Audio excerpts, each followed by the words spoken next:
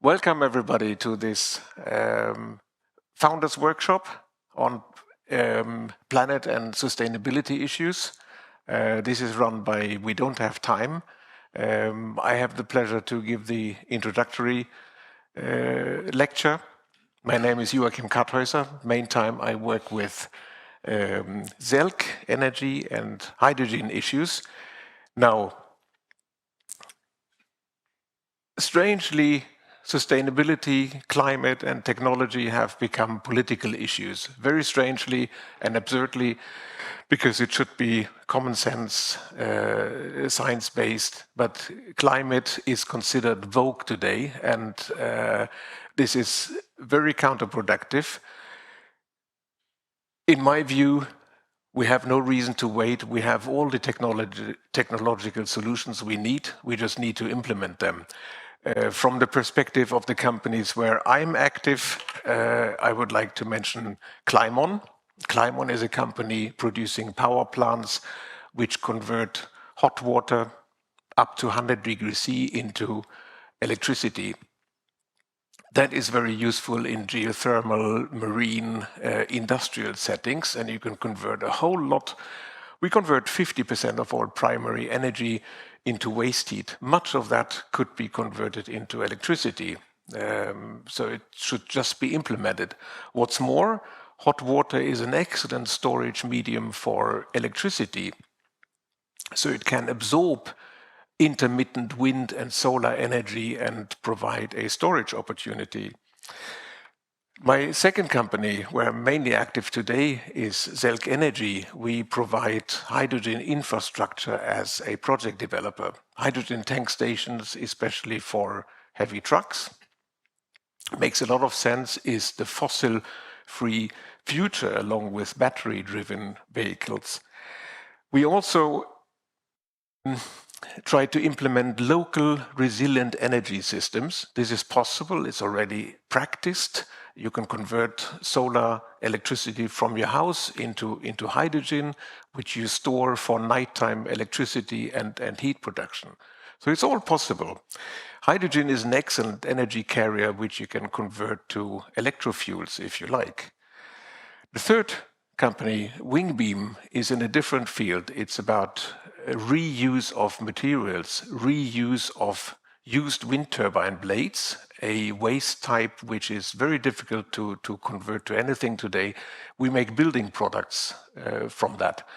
Pillars, beams, noise barriers, railway sleepers, this type of thing. So you preserve the value of these very strong materials for other purposes. Now I could talk hours about all these solutions, and there's so much more. Battery systems, we could use algae, the fastest growing business, the fastest growing biomass. We could use that for biogas production. Of course, wind and solar in all its variations. A big theme is energy efficiency. We are so wasteful with energy because energy is basically too cheap. A little joker technology is the thermal conversion of hydrocarbons like methane into hydrogen and, very interestingly, solid carbon. Carbon for batteries or carbon for storage as a non-volatile storage medium. That's a joker technology. So in general, what we need is we need to make common sense great again. We need to make technology no longer woke. We need to make intelligence great again. And it can be summed up into the slogan, make science great again. And that is a nice transfer to Ingmar Rentzhog from the organization We Don't Have Time.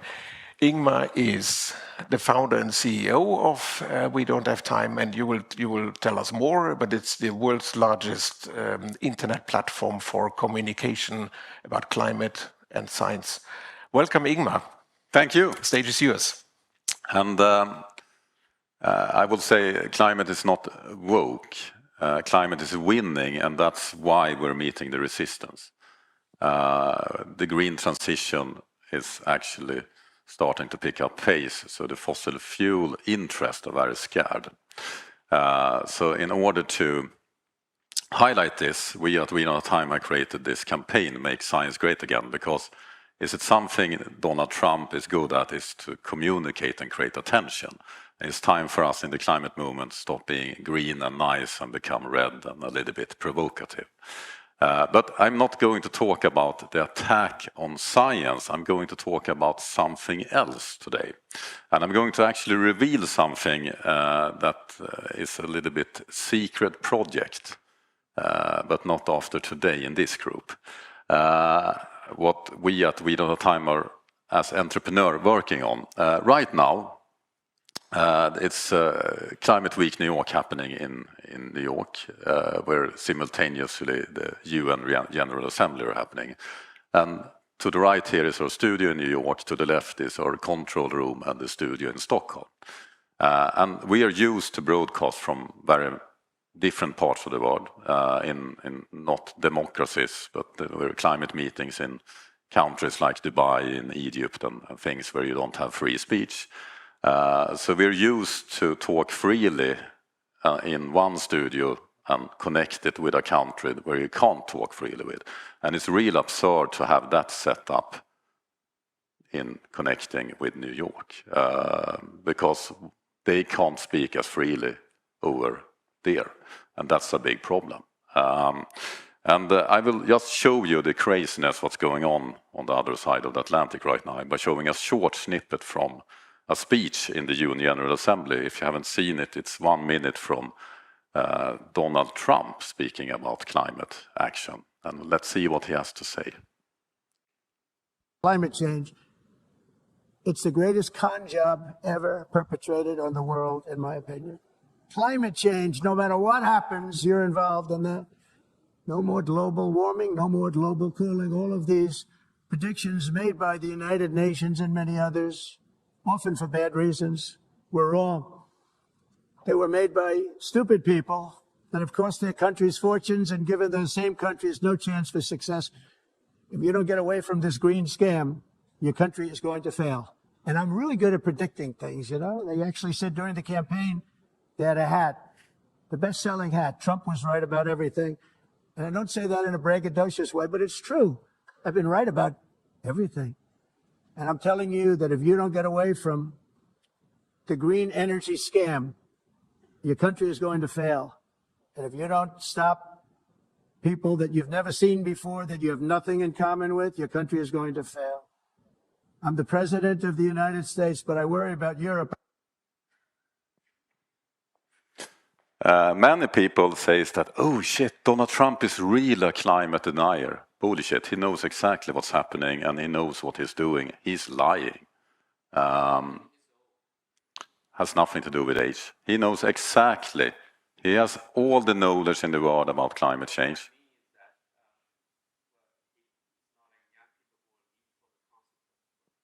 That's right. But what his aim is not to convince people that climate change are not happening. He's trying to do the classic propaganda trick. He's trying to spread disinformation so people don't know what is true or not. That is what this is all about. It's not exactly what he says, it's about disinformation.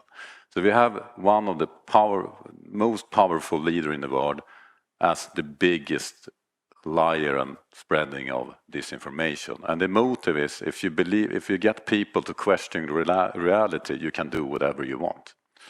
And disinformation is the biggest risk we have near term. This is the World Economic Forum risk report. So near term, disinformation is number one. Longer term, it's all about environment and climate. But number 5 is still disinformation. So if we are going to win the green transition and have a better future or have a future at all, we must address this problem. And Europe, we are in deep shit because we are not even in control of our media. Young generation, for them, social media equalize media. They don't see any difference. And as you see here in the map, we have no platforms at all. They're all Chinese or American. And they are controlling all the information. And this is not going to get better. So isn't it time for Europe to get their own social media, our own freedom of speech, and fight disinformation? Thank you very much, Ingmar. Very exciting prospect of having a internet platform which is verified, where we can skip fake news. Thank you very much.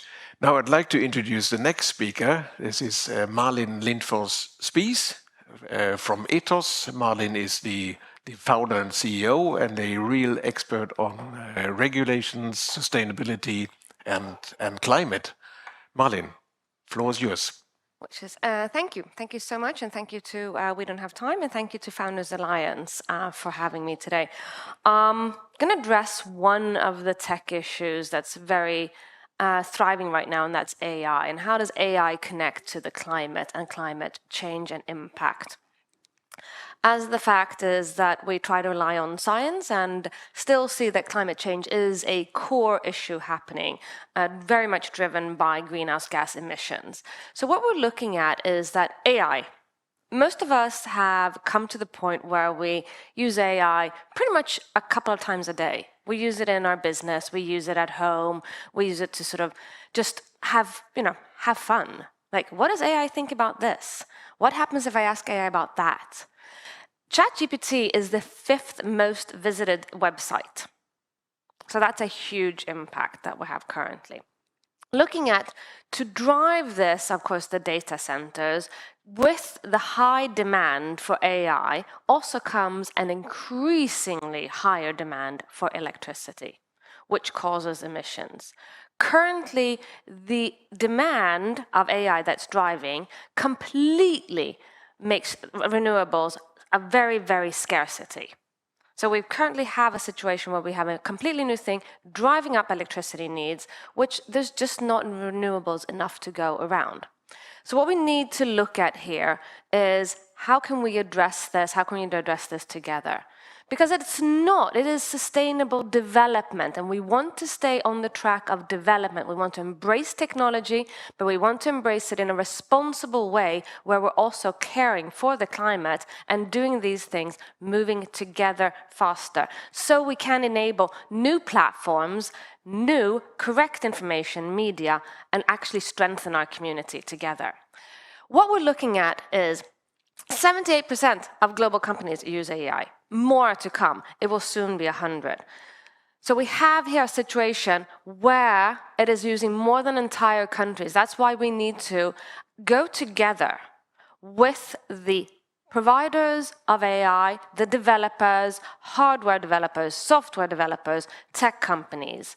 That is why I'm very proud that we at Ethos, we partner with the global MNEs and global companies to actually address these questions, to address them, to make sure that we can build, create, strengthen AI, but in a responsible way, where we're at the same time using renewables to power this, making sure that data centers are not being built in water-stressed areas, that the data centers are not diminishing the communities, but strengthening the communities by creating job opportunities, not putting a strain on the grid by using the energy for the data center, making sure that families and homes don't have energy provisions, doing this with renewable energy, doing it together to make a responsible, climate-friendly AI. So what can you do? What can we do as individuals? Well, first of all, one thing that you can do is just be prompting responsibly. Don't prompt irresponsibly. Think, have best practice. Don't use this just because you can, because every time you use it just because you can, you are polluting the world. You are contributing to those global climate crises that we have. So be responsible with your prompting. Use it when you should. Use it as a tool. And it can be a toy, but when you're using it as a toy, make sure that you're actually contributing to bringing down the emissions. Also, looking further, you need to, as a company, bring it into your strategy. 78% of global companies are using AI. Everybody has an AI strategy. This AI strategy needs to be connected to sustainability. It needs to be an AI strategy, ESG strategy. So you're doing these together. That is how. It also comes into just the basically of how do you use it. Lazy data storage, dead data. How many of us do not have thousands, 10,000s, pictures, clips? I'll save this for later. I might need this in 10 years. Oh, I need to keep that film of my dog doing this. Oh, did you look at it ever? So clean up. Don't create huge piles of garbage. We've had garbage from tech, from clothes, from textiles. Let's not create tech garbage piles. We don't need the tech dump sites. We need a clean cloud. So clean up, no lazy data, no dead data. And to finish it all up, what you need to do is also start from the beginning. Green coding. Create it in the right way. So make sure that the coding for AI is green, so that the software works with the hardware, diminishes unnecessary cloud retrieval, works efficiently when you use it, and can be a benefit for us all. Because what we need is that we do need technology, it is sustainable development, but we need responsible green AI together. So please, if there's any questions, we're very happy to support you. And Ethos, we do support these questions. We do not have time. It's time we actually get to action. Thank you. If you're taking a sort of small hard drive, you're having it on-prem in your own sort of drawer, that's of course from an energy and electricity perspective much more efficient, but do remember the conflict minerals that go into that little hard drive. So I would say, do you really need to save this? Does everything need to be saved, or should you just pick the things you actually want to save? Thank you so much, Malin. This was extremely insightful and hopefully inspiring to change practices. I would like to ask Ingmar if you consider these Malin's suggestions in your new platform. How can you use these I really would like here? to have that clean tool. Yeah. I haven't seen a good one yet. And I think the biggest advantage with it is that it's easier to find if you don't save a lot of shit data. But I would also like to add that it's if you store data in cloud, you have long time storage, and you have storage that you access more frequently, and the long time storage is not that energy consumption. So you don't. It's good to save data, but it's not. It's more how you consume on your daily life. You do it, and what I can see, we can't stop the AI revolution, and the AI is also speeding up a lot of innovation. But we need to use it as efficient as possible, and the way AI is developed now, especially in the US, is that it's just throwing enormous amount of money at it, while you have the Chinese that have done something much more incredible to create something much more energy efficiency. And today, those AI companies are not profitable, so they don't care about the cost. But as soon as the competition and mature, the AI platform that is energy efficient will win over the AI platform that consume unnecessarily a lot of energy. So I'm not that super worried that AI will consume all electricity. I think that it will adapt, but we all need to become more energy efficient. Great. I think we will now split into separate discussion tables. One theme I'm thinking a lot about is how can we change the tax system such that renewable energy and energy efficiency is rewarded. So increase the taxes for bad things, reduce other taxes such that people have the same amount in their pockets or money available. These instruments have been there are various proposals about carbon taxes and tax swaps and schemes, and that's maybe a good discussion topic. We see, for example, that hydrogen projects are cancelled all over Europe because natural gas, fossil gas, is cheaper again. After the invasion in Ukraine, gas prices soared up. They're now back to 35 euro per megawatt hour. hydrogen is not competitive at that stage, and we urgently need a transition to hydrogen to reduce CO2. So how can we help with the tax system? How can we lobby politicians to do the right thing, namely increasing CO2 taxes? Any views from you on that? How can we help there?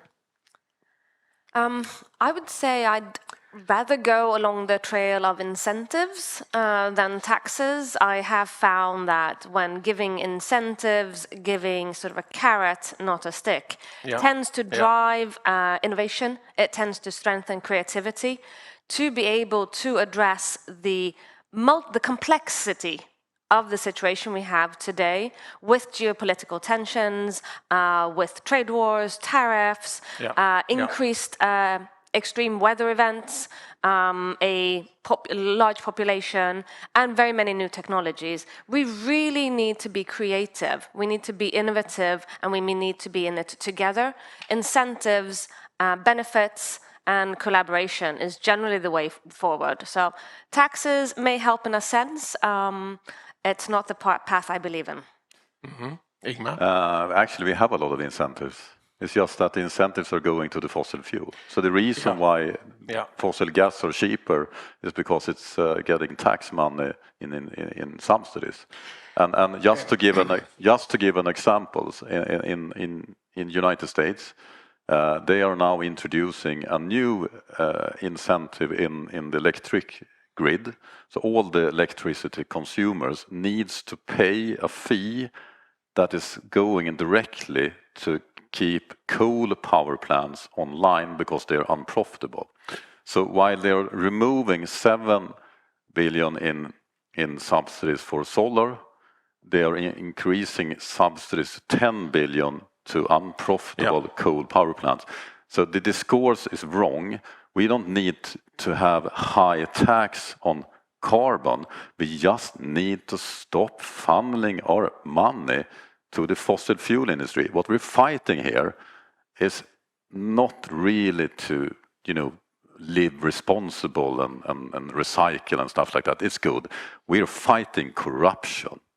And if you can't see that after watching the speech from Donald Trump that received up to $1 billion from the fossil fuel industry to win the election, you're blind. So we need to keep focusing on what's the problem here. The problem is not the way we live. The problem is not the way we are doing. The problem is that we need to fight the corruption. If we remove the corruption, we will live sustainable. You're right, and I remember many slides from you where you specified the subsidies which are actually go into mainly to the fossil industry, and it's of course true. Today we see a spectacular rise of renewable energy. There are actually some really good news how renewable energy is growing fastest, has the highest rate, and is actually the cheapest. Now, still we need to accelerate the transition to renewable energy much more, even though it's already exponential. And for that, I think a combination of incentives and taxes really are needed, but we can deepen that in a discussion. Questions from you guys? So the way, the short answer, the way we are fighting disinformation is not going in the route where you say that this is true, this is false, because that's very dangerous. Many have tried it, it's often going in the wrong direction. So it's more of building an infrastructure where it will be very hard for bots and people trying to manipulate to operate. And it's easier for you to find who is responsible for this information. Is it a real scientist? Can we get it verified, what universities they are working for, etc., etc.? Can others verify this?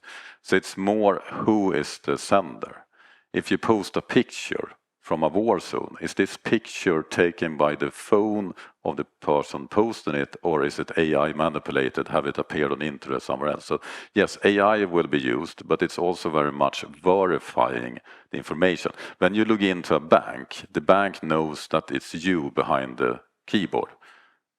When you post something on this platform, if you want to have high trust, you need to be a verified individual, and if you're not that, you can still post, but you will not be as trusted. and then basically he showed pictures of like the top consumer had spent 21 hours in a single day, which was like kind of That's like Elon Musk. yeah. But anyhow, like the core question that what's your thoughts on kind of like this addiction, because the commercial players essentially is like you're getting people addicted, giving them kind of like, you know, digital drugs in a sense, giving them a dream to, you know, grab their time and then basically serve them with ads. And that's a kind of like then a very powerful engine that gives them, you know, basically revenue, which is resources to strengthen their position. So kind of like I see the virtue, which is amazing. I think that's what's needed. But what's your tools to kind of like fight against this stuff? The reason is very much because of the advertising model. We will also have an advertising model, and an advertising model means that you make more money if people are spending the time in your app, and there's a lot of incentive to develop in a way it becomes very addictive. But our plan is also to offer it completely ad-free, where you can subscribe and you can buy credits, and you can use those credits to unlock paywall articles for paying for quality news. And that means that we don't have the same incentive to get people scrolling. However, we have incentive to get them to actually pay for quality news instead. So it's a different scope. But I mean, our platform will not replace social media. Our platform will be a social media for quality news that will have a key target group of policymakers, business leaders, and more the Twitter crowd. But it will not replace TikTok and Instagram, etc. I think we need platforms as that as well, and I hope Europe will have many more platforms coming. And we will not solve all those problems, but we can do it better, I believe. And the reason why we're not doing it better is the competition is so low. So there's no one challenging those platforms. If you have competition, users will stop using the platforms and start using better platforms, but there is no one there. So this open network is a game changer, because that means that the network effect is much more easy to achieve. So it's more a competition creating something good instead of locking people in. It's a little bit like a prison today. So we need to free it. More questions from the audience? If not, I suggest we split into tables. You have a question? In addition? So all the platforms that we are accessing today, they are in the social media landscape. They are dominated by, in our opinion, the forces that not so good, not promoting the environment or good for humans. It's very much funded by right-wing and extremists. So they have a lead. So how do you get more influencers to talk about the issues that we are involved in and want to push? It's not just creating a new platform, but also get more people being influencers and getting followers and create attention. By having a platform where you're actually rewarding quality instead of quantity, low quality information. And it will not be a platform for everyone, but it will be a platform for grown-ups and people that have, people like us, people that are creating things and moving things, people that like facts and science. It will not be for everyone. Sorry.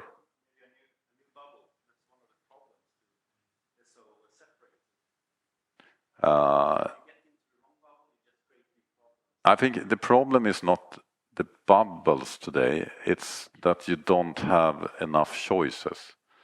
And you believe you're part of something bigger, but you're kind of locked in your worldview. I think media in general and social media needs to be, you need to have more players so people can choose more and understand that this platform maybe are leaning towards that, blah, blah, blah, but I understand it. I mean, we don't have one newspaper in Europe, we have many, but it's also getting more, same owner, etc. So I think we need to have mångkultur in media.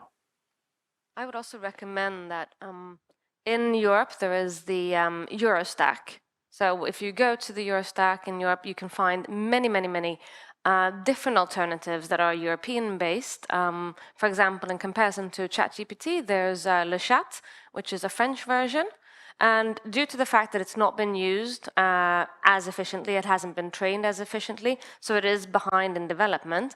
But if more people do actually in Europe start using it, it will come up to speed. So there's several options. So sometimes it's also about being responsible in choosing. Just as you choose between different types of vegetables, or if you choose between different shoes, or you choose different cars, or different airlines, also choose your different digital tools. And this, I think, is an educational issue. You were saying, how do we get influencers? How do we get more? It is really that we have to remember we're very much at the beginning of this journey. And this is a journey we need to embrace on together, where those of us that are more mature or more developed, just more informed, have to support the beginners, the newcomers, the children, the youth, the ones who are joining this journey. So that's why we have to involve with the tech companies, involve with the children, the schools, and just start exploring with an open mind together, but also with a critical mind together. And to add to that, I think what's going to be more common and more discussed and implemented is the local alternative. I mean, when we go to the grocery store, we buy local carrots. In the future, why are we using an American ChatGPT speaking Swedish? It's a little bit going over the ocean. So there is other alternatives, and we don't always need, I mean, for all tasks, we often can use a much more simpler ChatGPT in Europe, for example. And I think it's going to come a lot of more initiative, and I think we need to support them. And I can just add something. I actually interviewed a really cool Swedish startup yesterday that are trying to solve this big problem. We all know the problem with data centers. They consume enormous amount of energy and they produce excessive heat. And I know you have been working on taking care of that heat to produce hydrogen and stuff like that. But this company, they have made an opposite business model. They're called Bangalore, you will check them up. They are selling heat by producing computing power. So if you need heat, you just turn off the computing power. So you have a local computing cloud computer in the basement of buildings, and you are producing the heat while you're making money from selling data. So it's decentralized, and it's a game changer. Instead of getting rid of the heat at the bottom of the ocean, they are selling the heat. And this means that they can convert local electricity where it's cheap and sell the surplus to somewhere else that are connected with internet. So they're making local electricity grid connected globally and can do arbitrage in between there. So that's one of the solutions, going in a decentralized way that can help in this. That's a really interesting concept to have. Secret of energy efficiency is very much decentralization that actually makes the energy system also more robust in case of crises. If you have it locally, you can survive much better. Excellent idea, really out of the box. Yeah, good. So I think getting highlight on this AI, it's a new market, so it's important we build it in a way that is not stupid, and that we're again getting dependent on something on the other side of the planet that is not a democracy anymore. Mm-hmm. Now again, to summarize what we were discussing, hopefully leading to more intensive discussion here in this forum, I'd just like to summarize what we were discussing at our table. We had very interesting persons there from Eleanor, if I remember everything, but she is in metal trading, called maybe scrap trading, but actually we should think about this as a circular business, and it's mainly non-ferrous metals which you're doing. Interesting industry. Secondly, we had Niklas, and he is he's producing building materials, among others based on hemp, very bio-based, and also using other scrap materials for healthy buildings, an expanding business, highly interesting. We had Johan, both in industrialist, but also running a horse farm, very interested in in sustainability and a resilient energy system on the farm. Then he's also active in various think tanks and so the academic world. We had Henrik from Finland, among others, working on grid balancing, which is a not well understood industry. I think hardly anybody knows why grid balancing is really needed, but you are managing 25 megawatt of electricity, if I understood correctly, and you're active in, this is your third or fourth company, but highly important for the future energy system. Myself, I gave a presentation earlier. My background is in, I have a dirty past in working for a fossil company. I'm trying to do better now by providing waste heat to electricity systems, resilient hydrogen systems which can allow you to live off grid. So you store the hydrogen very safely, use it in fuel cells to produce nighttime and winter electricity. That's all possible. That will be the resilient, sustainable future, hopefully. And I'm also active in the recycling business or circular business, using composite used wind turbine blades to make construction materials. So these are my fields. We were touching upon tax issues and what we were discussing earlier. How should we work with incentives? Should we work with taxes? How can we make it socially acceptable? But what we concluded mainly was we need these great examples of hemp-based houses, resilient, independent energy system. People really need to experience how that life quality actually increases with renewable energy. So seeing is believing. So I very much, or we all very much believe in practical things, hardware on the ground, which you can touch upon and see this is reliable and great industry. But I'm curious to find out what you were discussing at the other tables. Who wants to start? Ingmar or we discussed disinformation, AI, and geopolitics, and kind of that. And I think what was kind of the main theme was that we really need to think of what we consume digitally, where it comes from. If it's far away, we give out control. If it's near, it's something we can control. And there's already a lot of European alternatives that we can use. And it's a danger if power is concentrated. If everyone uses one AI platform, that is not a good thing. If we use many, it's a better thing because you have a diversity. So maybe we should talk more about not only have a diversity team of people, but have a diversity in the tech stack we are using to build the companies. Because AI is basically a human, and if everyone uses the same employee, that will be very boring. And if it's an employee from another continent with a crazy president, that can become dangerous as well. That was kind of what we discussed. Yeah. I hope my group agree. We discussed a lot of other things as well. One thing that we also discussed was, what's the problem with the green transition currently is that many times it's more expensive to invest in the green instead of business as usual. And that means that many green plans are not getting ahead.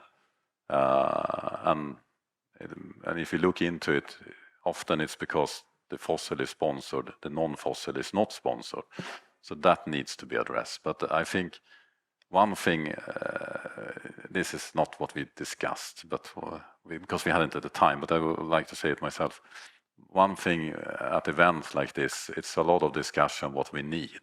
we need better incentives, we need carbon tax, we need blah, blah, blah, blah, blah. Doesn't matter what we need. The only thing that matters is how we can achieve it. That needs to be discussed a lot more. If we want a carbon tax, how can we achieve it? How can we as entrepreneurs make that happen? If I know the answer, I will say it, but I think that is what we need to address as well. Not only the goal, but the way how to achieve that. Mm-hmm.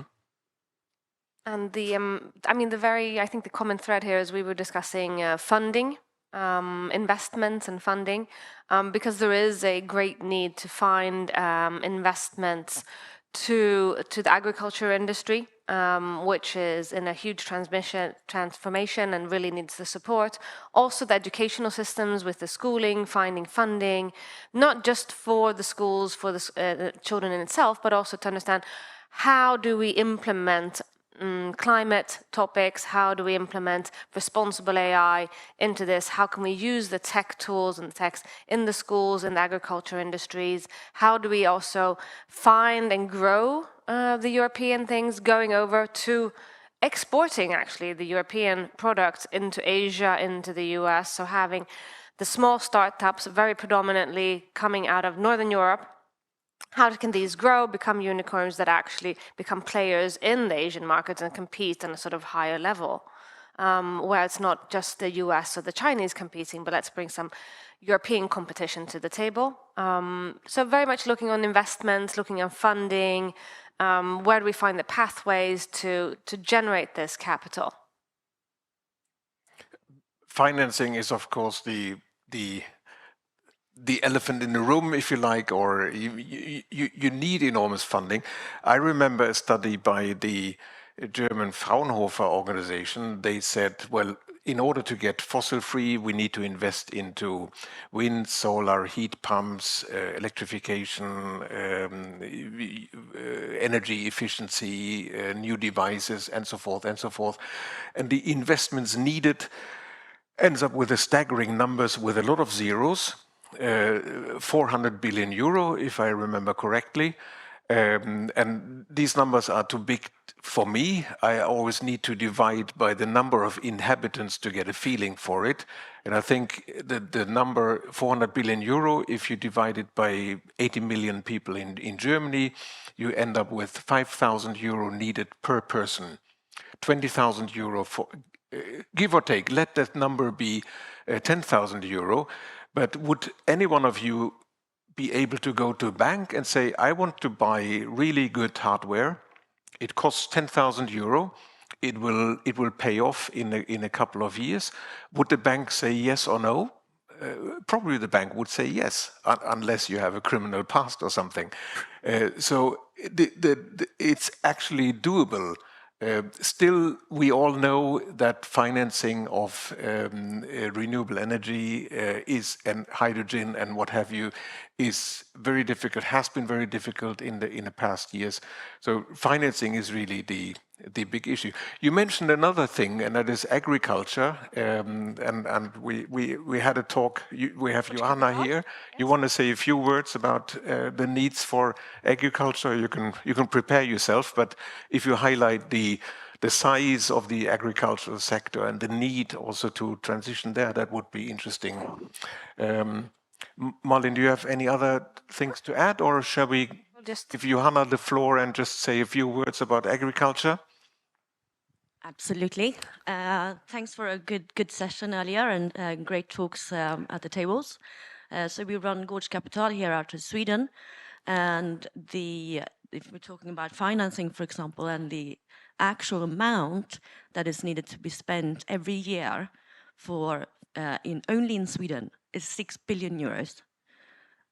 You can think about that. That's a lot. If we should divide that then by our inhabitants, for example, and in Sweden we only produce about half of what we eat. So we're at 50% at the moment. Our government wants us to be at 80% by 2030. So we have 4.5 years to spend quite a lot of money. Our farmers are also over 65 in general. So we need money to support young farmers and the generation shift. So an important topic, I think, to discuss during the afternoon. Did you say 6 billion euro and we have 10 million people here? So is it correct, 600 euro per person to invest? Yeah. Also a manageable amount, isn't it? Absolutely. Absolutely. Good. I open up the discussion. Go ahead. Johan, you need to take the microphone. Okay. So again, I just wanted to ask you something that has to do with financing. It's a bit of an elephant in the room as well. So I'll add another elephant in the room. And that is these recent extraordinary failures in the sustainability area of sort of, and I'm speaking particularly of Northvolt, which has, I think, caused tremendous damage to the image of being an entrepreneur in this field. And I just wanted to have your views on this, because it looks from the outside as a huge scam to get just tax contributions in your own pocket. So, and I just wanted to ask you informally, has that destroyed things for you? Has that made things more difficult? Or is it just another huge blip that we can just move away from? So, I'd say, in general, there's just not one topic or one event that has definitely put sort of transitional industry, moving towards a more sustainable industry, a more sustainable practice at a halt. It is the complete geopolitical situation in the world, the tensions, but also some very bad practices. I'd say for the majority of absolute responsible world leaders, the majority of the responsible business leaders, the CEOs, they understand it is not taking grand schemes, it's not doing huge projects, it is changing the way we do business alongside a healthy, financially stable business. So this is doing things step by step. So that is why it's like, when you're they've changed to renewable energy where you can. Go over to these. It is a parallel transition. It is looking at your workforce at a global diversity perspective, not single-handedly in one place or another. It is looking at, what are my supply chains? So how is my supply chain stable, resilient, and sustainable?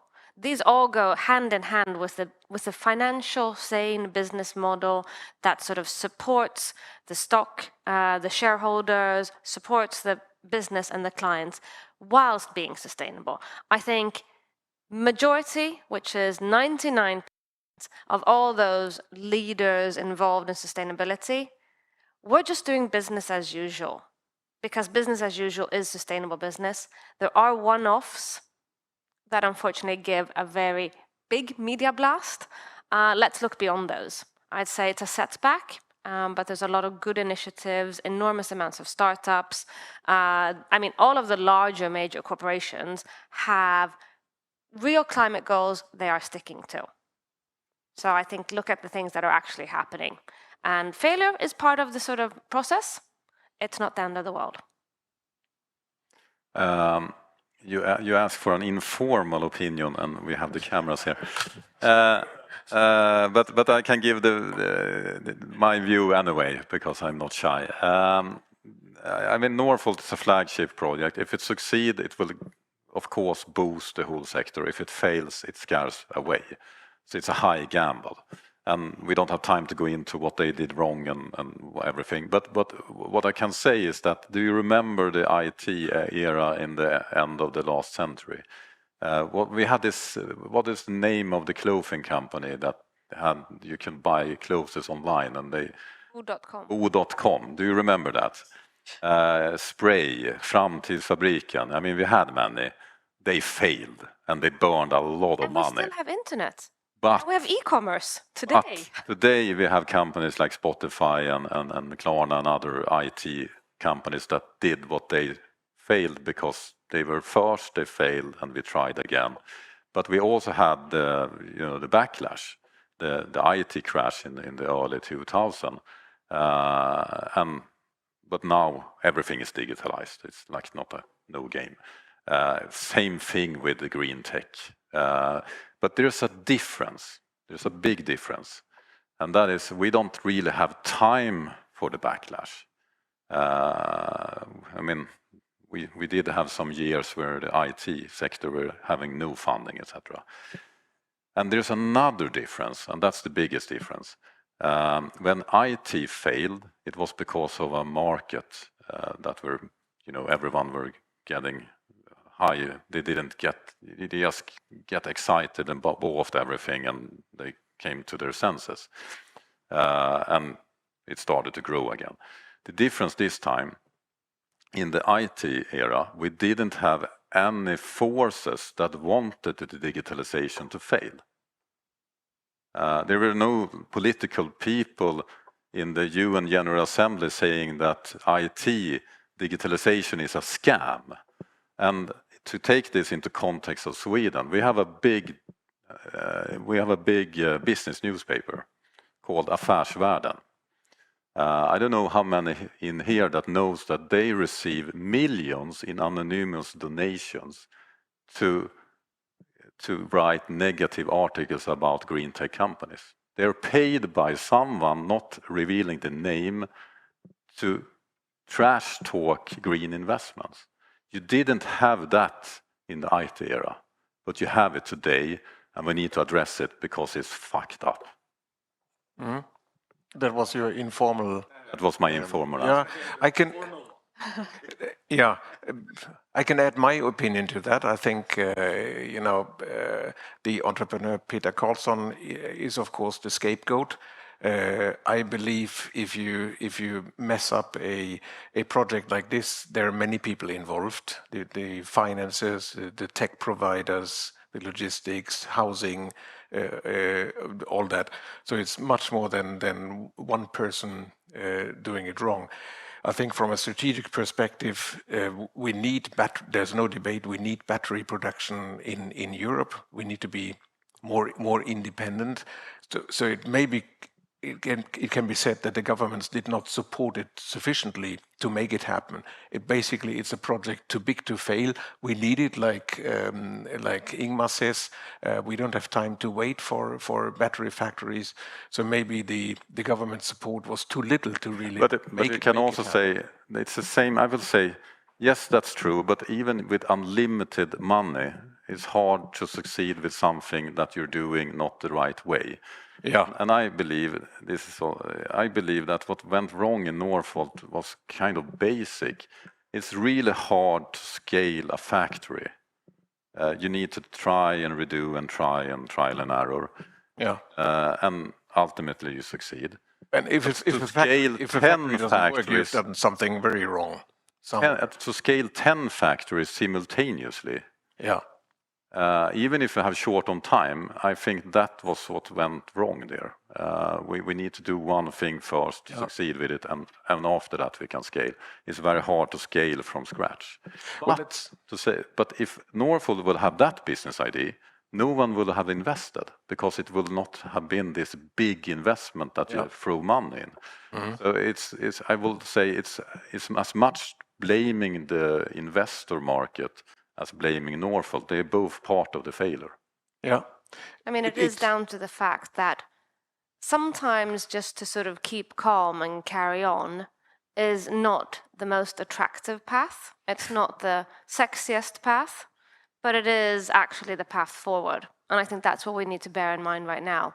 It is sustainability, a sustainable industry, a sort of planet that actually is prosperous and healthy is maybe not exciting, but it is the right way forward. I agree. One could add, we had Northvolt. We could also discuss the hydrogen steel projects. I think it's fantastic projects, both hybrid and the H2 green steel, which is Stegra today. I would highly welcome that, but there are also papers like Swedish Affärsvärlden and others, and they would love if these projects fail. Now think about it, it's 8% of Sweden's CO2 emissions.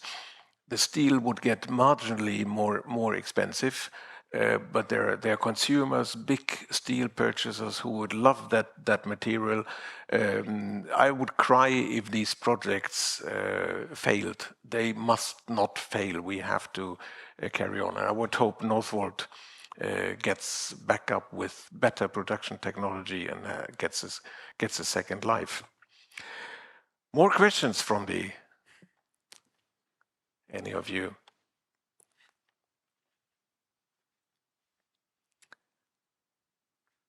Want to talk more about building industry? Handing on Niklas. I don't like silence. I can say something we discussed on our table, and that is we have talked about subsidies, incentives, and carbon tax, etc. Another thing that are helping competitiveness that Europe hasn't been good at all is regulation.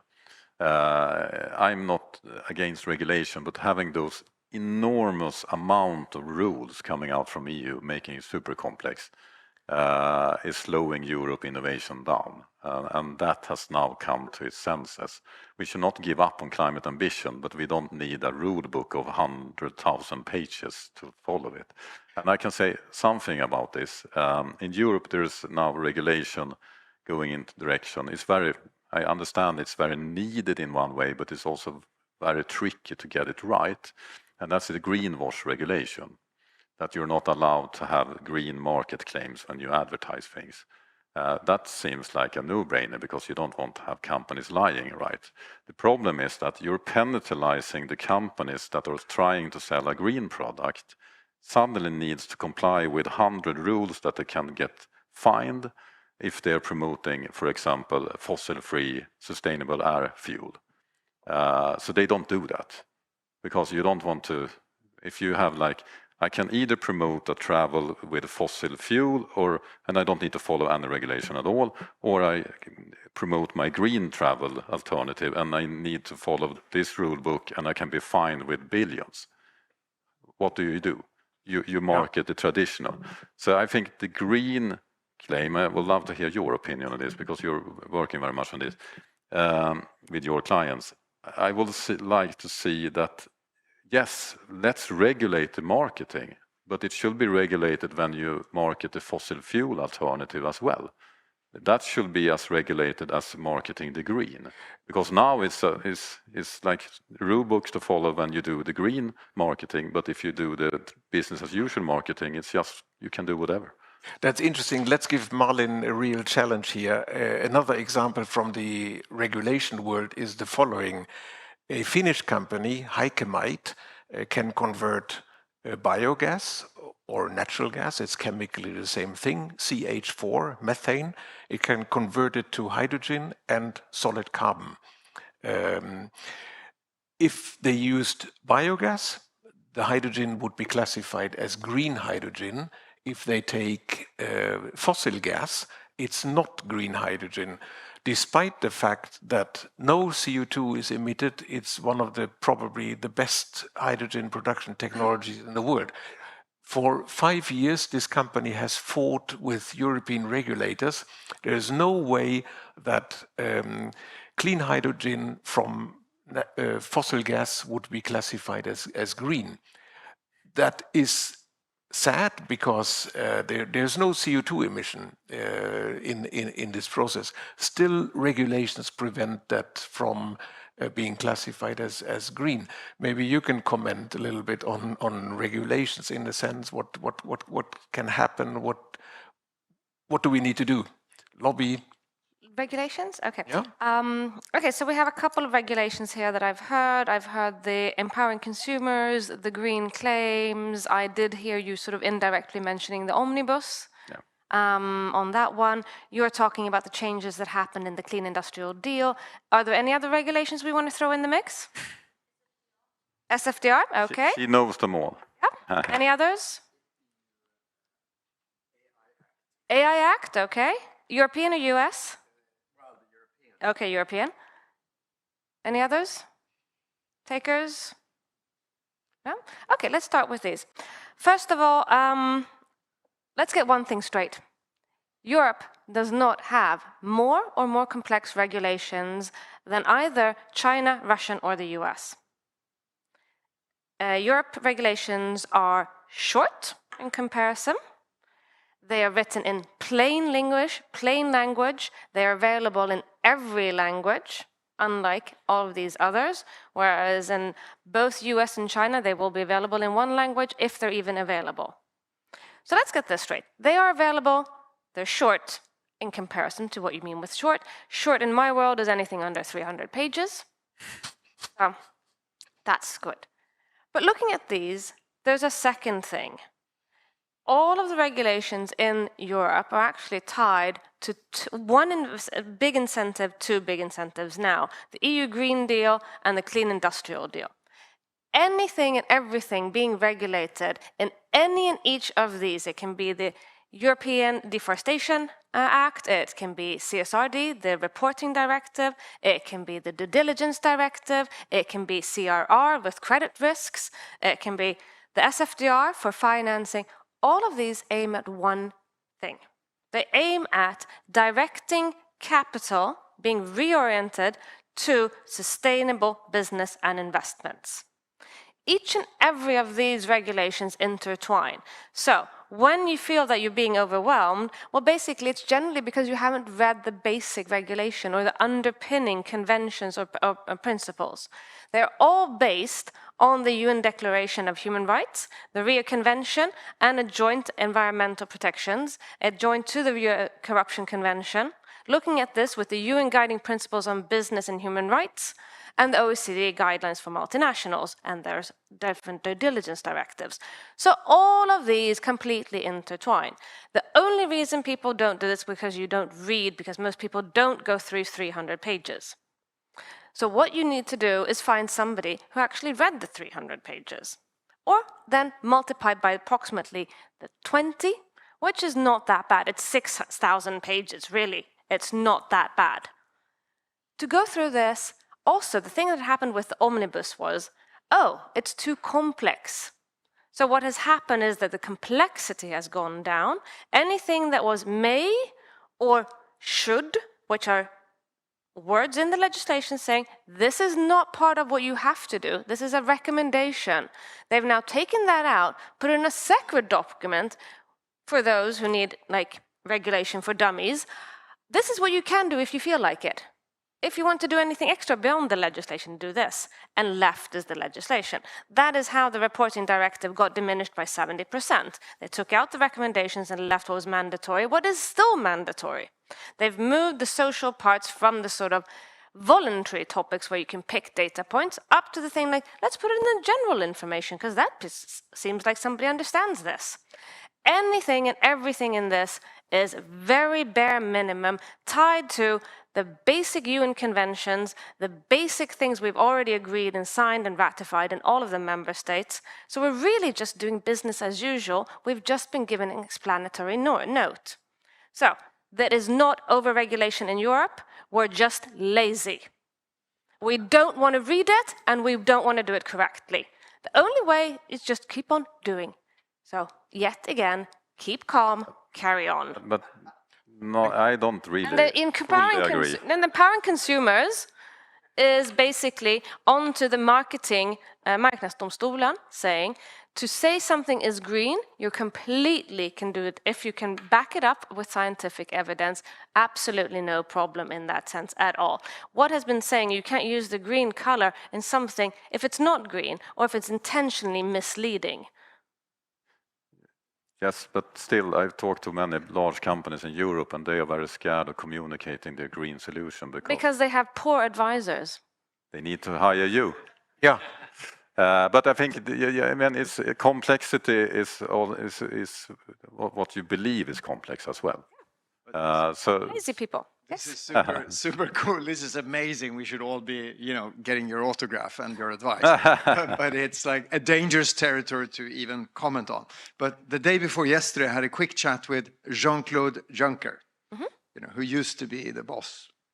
And even he said that we are regulating too much. It's too detailed. We're looking at large companies and small companies sort of in a very different way. And I have a relative of mine who used to work in a small 20 people startup in the AI, growing AI business. Now he's recruited to a bigger company. But it's like such a difference to work on the EU AI Acts, risk classification, whether you're a small or a large company. So I think from a practical perspective, maybe as you're saying, it actually is a lot of work. And sort of, it's more like shooting with a shotgun rather than a rifle on certain things. And I think the damage is caused, the potential damage with a lot of work is caused to the smaller enterprises.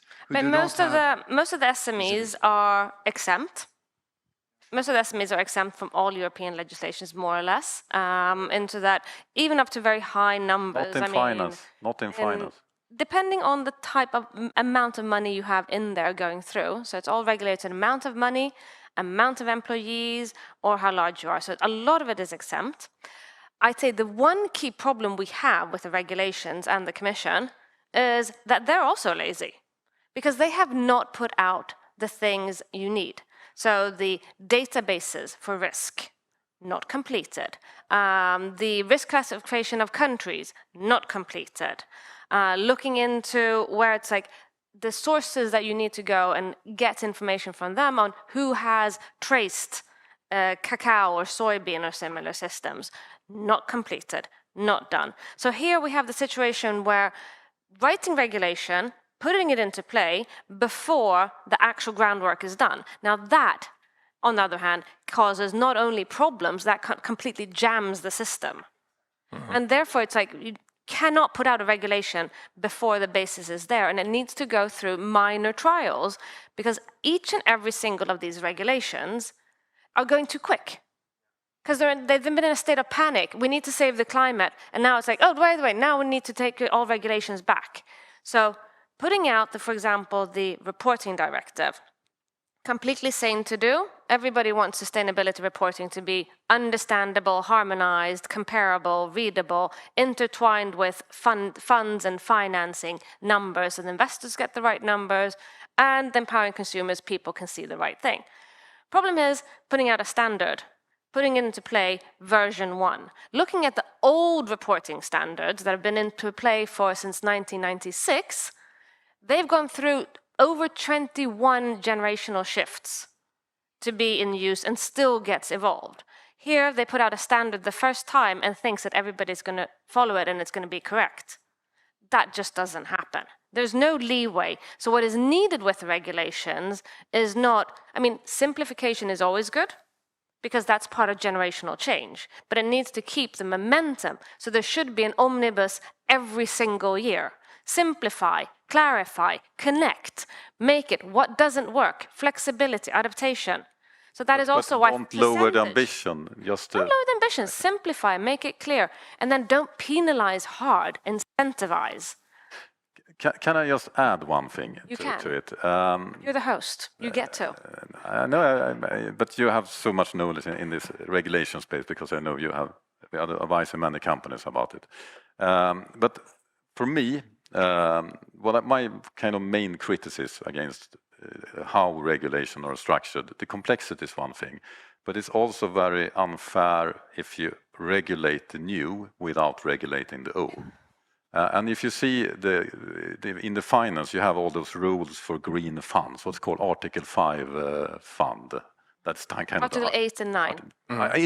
Article 9, exactly. 9, yes. That's kind of the greenest fund it's you can have. It's the impact funds. And I have one investor, an Article 9 fund.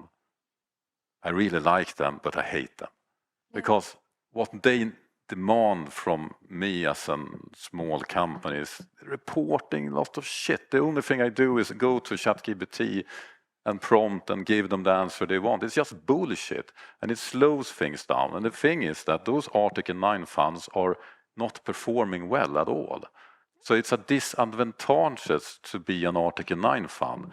I mean, first off, why should we not, the polluting companies, why are not they need to report? Why do I need to report more than them? That's crazy. backwards. Fair point. Needs to be. I think Exactly. No, Yeah. so I mean, nobody should have an Article 9 fund. Everybody should have an Article 8 fund. Yeah. And that's the way forward. with these remarks, now you got a brilliant weekend. Only need to read 6,000 pages. I'm sure Ethos can provide you with that. Good. But it needs to be European AI. It's time. Or Chinese is fine as well. Thank you all for joining and the lively discussion here. Thank you very much.